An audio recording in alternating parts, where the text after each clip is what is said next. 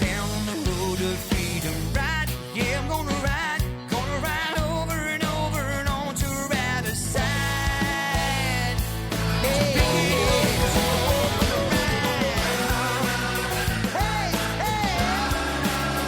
feel your soul.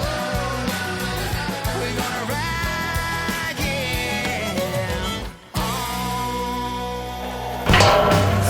Today on Oz Rodeo, we take you to the biggest rodeo in the Southern Hemisphere, the Mount Isa Mines Rotary Rodeo. Mount Isa lies more than 900 kilometres or more than 550 miles west of Townsville and is the heart of the state's vast northwest region. The area's rich mineral wealth was discovered in the early 1920s, transforming the arid outback town into a thriving regional centre. The first Mount Isa Rodeo was held in 1959, attracting more than 3,000 spectators to watch 120 nominations compete for £500 of prize money. Today, the Mount Isa Mines Rotary Rodeo continues this proud tradition, attracting over 25,000 visitors across the three-day event, making this the third largest of its kind in the world. It's something the Mayor of Mount Isa, Councillor Tony McGrady, says the region is rightfully proud to be a part of. What the rodeo does, it sends a message right around Australia and the world that we're more than just a mining city. We're also in the centre of the cattle industry as well. It brings thousands of people into the city. It puts us on the map, not just as a mining community, but as the world's best rodeo as well.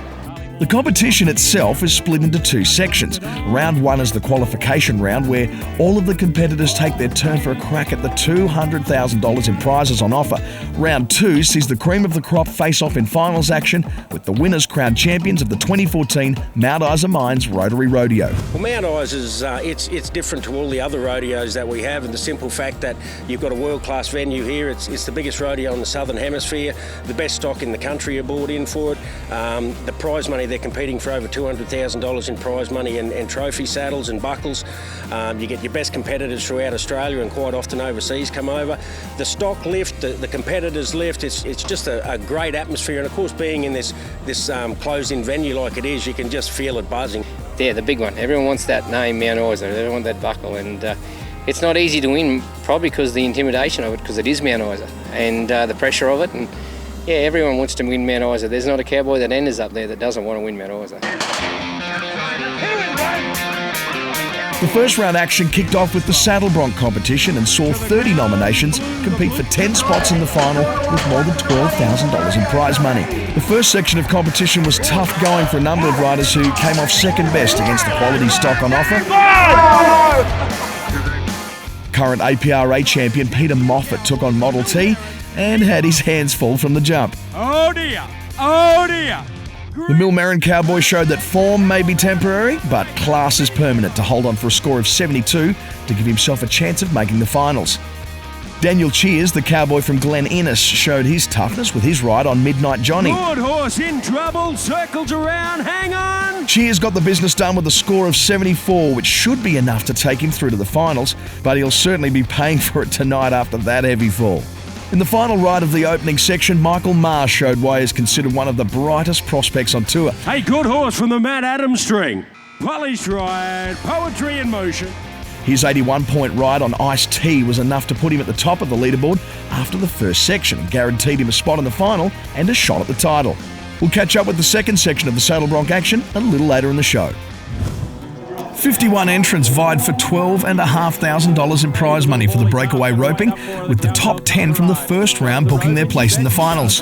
The Mount Isa shoots are slightly different compared to other events around Australia. The extended run-up for both stock and rider means competitors will need to take that into account and make changes to their plans if they want a place in the final top 10. The alley or the lane here just adds a whole new perspective to it. It's an amazing concept. Everything is so fast when it hits the arena. There's no standing start. It's just a spectacle. It really is. One of the first to take on the Mount Isa shoots is current APRA champion Steph Gard, who would have been expecting to take her place in the top 10. But it wasn't to be for the reigning champ, who failed to register a time, crashing out of the competition early. Curry Mary Master roping winner Stacey Wilburn could only register a time of 4.55 seconds, leaving her chances of making the top 10 hanging by a thread. Gemma Dowling set the early pace with her time of 4 seconds flat. Oh yeah, buddy. Ooh, Lordy. only for Casey Lee Collins to go one better in the following run, taking the lead with a time of 3.9 seconds. Nice job. It took a classy ride from Jane Fay to decide the competition, as her time of 3.5 seconds showed the crowd why she's always one to keep an eye on. That saw Fay sitting pretty atop the breakaway roping leaderboard, heading into the finals. Come down the alley until they blast into the arena. The team roping competition was always going to be a hotly contested affair, with $18,000 in prize money on offer. Drop it out, drop it on. The team of Jesse Townsend and Grant Hanrahan took out the first section honours with a time of 7.15. There we go. Nice job, boys. The 10 quickest pairs now take their place in the open team roping final on day 3 of the Mount Isa Mines Rotary Rodeo. We head to the steer wrestling next, and controversy gripped the competition as a jumped barrier caused the day's top rider to miss out on the finals. Riley Gibb thought he'd done enough with a cracking time of 5.45 seconds. And I think I've got some bad news for you, friend. But it wasn't to be, with the penalty adding 10 seconds to his time, ruling him out of contention for the top 10 final series.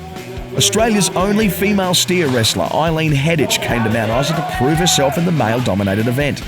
All right, she slides up alongside now. Yes, sir. Come on, Mount Isa, help her out, lay her down. Eileen battled hard in her run as she fought valiantly to wrestle her steer to the ground. Despite putting in a great effort, Heddich couldn't quite get the job done, falling agonisingly short of recording what would have been a first for Mount Isa. Then it was left to Matt Headland with this ride to try and find a winner. Slides up alongside, gets himself a catch, bring him around, rip him out. Yes, sir. His time of 5.65 seconds proved to be the best of the bunch on a tough day for the steer wrestlers, moving him to the top of the leaderboard. 5.65, and there's our brand new leader. Now to the barrels action, which saw 53 entries fight it out for a place in the top 10 and a shot at more than $15,000 in prize money. The Mount Isa Mines Rotary Rodeo attracts the biggest names across each of the events on show, and the barrel racing is no exception. Got herself a fan club up in the hill there, ladies and gentlemen. Give her a big round of applause. Send her on home. Current champion Nicole Fitzpatrick laid down an early marker for the field, setting an absolutely cracking pace. Her strong time of 17.936 seconds was enough to elevate her to the top of the leaderboard at this very early stage of the competition. In the hard luck story of the barrels competition, Katrina Matthews put in a fantastic performance with a time of 17.689 seconds, only to have it taken away for a drum hit midway through a run, adding 5 seconds to a time which would have cemented her a spot in the top 10. Jamie Lee Williams was the next to stamp her authority in the competition, leaving her more fancied rival in her wake with a fast and clean ride. Williams was rewarded with a time of 17.801 seconds, snatching the competition lead from Fitzpatrick. There's our brand new leaders. They're an all-round champion. In a testament to the quality of riders on show, Williams' lead would only be very short-lived, as Wendy Cabin snatched top place with the following ride, registering the day's fastest time of 17.775 seconds. Now, despite the disappointment for having victory taken away with her last run, it wasn't all bad news for Williams, as she joins Cabin in the top 10, who will move into the finals on day 3 of the Mount Isa Mines Rotary Rodeo. All-round champion cowboy of the 2013-14 season, Shane Iker, headlined the rope and tie competition, which was expected to come down to a battle between the two big guns of the sport. Iker, who's also the reigning rope and tie champion, was always going to be tough to beat, and after a fast dismount and clean roping, laid down the marker for the rest of the competition with a time of 11 seconds flat, taking him to the top of the leaderboard. The only man to challenge him in the competition was 13-time all-round champion Shane Kenny. The Emerald Cowboy again showed why he has always a chance in the rope and tie, with an 11.4 second run to finish second, leaving Shane Iker in top position on the leaderboard heading into the finals.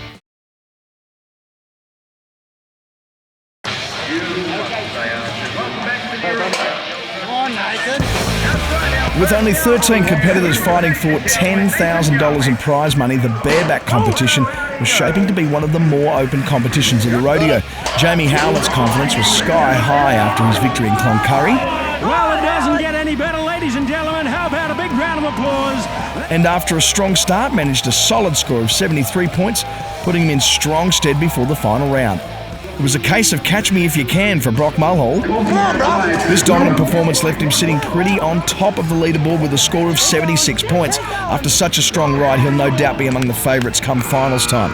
Next up, Fred Osman, the current APRA champion. The horse we know as Dog Bite. Unfortunately for Osman, he continued the disappointing trend of current champions, falling short with a score of 73, leaving his hopes of making the finals really hanging by a thread. Cohen Collins thought he'd done enough after a strong ride, scoring 75 points. Oh boy, are we going to check with our judges? But it was left to Dion Lane to decide who would end up on top in one of the last rides of the Open competition. Hanging well. Come on, Mount Isa, let's help him. To the whistle he goes. The judges agreed with the crowd, awarding Lane a massive 78 points and in the process handing him the victory. Collinsville Cowboy heads up, boys. Dion Lane. Back to the saddle, Bronc, and the high quality of cowboys on show meant riders not only had to stay on for a full 8 seconds, but needed a high score to make the cut. The second section of the Open Saddle Bronc kicked off with Clayton Hosh trying to catch outright leader Michael Maher. Hey, yeah. Here's another one. Here's a little whipper. Hosh's special ride on wish list, however, wasn't enough to get him to the big show, registering a score of 68 and missing out on the coveted top 10. Cody Angland was up next as he continued his good form from Cloncurry. Come on, Cody! Go on, Cody! His score of 74 should be enough to see him through to the final, but he'll need to lift his game to take out the top prize. Jack Brower felt the full force of his ride Pretty Woman as he tried to crack the top 10. To the ground and oh bugger, that hurt. The Charleville Cowboy was one of many shaken up by heavy falls across the competition and will have plenty of time to nurse his wounds after failing to score and missing out on the final round. After 2 sections of competition, this is how the final top 10 turned out. Michael Maher tops the leaderboard with a score of 81 and will be looking to continue his form in the final competition. With almost $20,000 in prize money on offer, the 2014 Mount Isa Mines Rotary Rodeo Open Bull Ride is always going to draw the cream of the cowboy crop. 46 entries signed up to take on a tough-looking bullpen, boasting some big names in their ranks. It was tough going for most of the cowboys as the bulls ran rampant, leaving only a handful of survivors after the full 8-second count. Ben Gooding's ride on the notorious Black Venom took him to the limit as he clung on, barely reaching the 8-second count before tasting the Mount Isa dirt. Well, I'm going to check with the judges. We've got a 12-side red Ben Gooding. The judges gave Gooding 74 points for his trouble, handing him a berth in the final.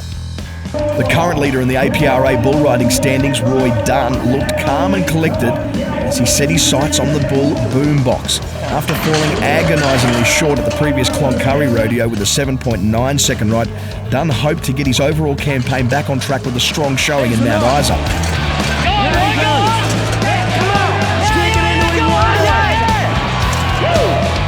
The cowboy from Proserpine put in another strong performance, hanging on for the 8 and booking his place in the final with a score of 74 points. Dunn also picked up a bit of an injury for his trouble, but he was adamant he'd be fit and ready to take his place come finals time.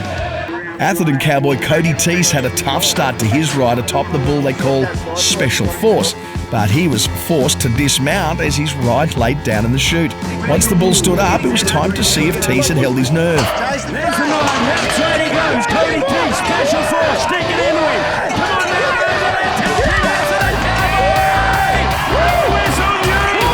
He didn't disappoint with a quality ride that sent the crowd into a frenzy. 84 points sent him straight to the top of the leaderboard. And wasn't he happy? With Teese's ride, that meant only 8 riders in total had qualified for the finals. And our last rider, Bo Willis, had the chance to make it 9.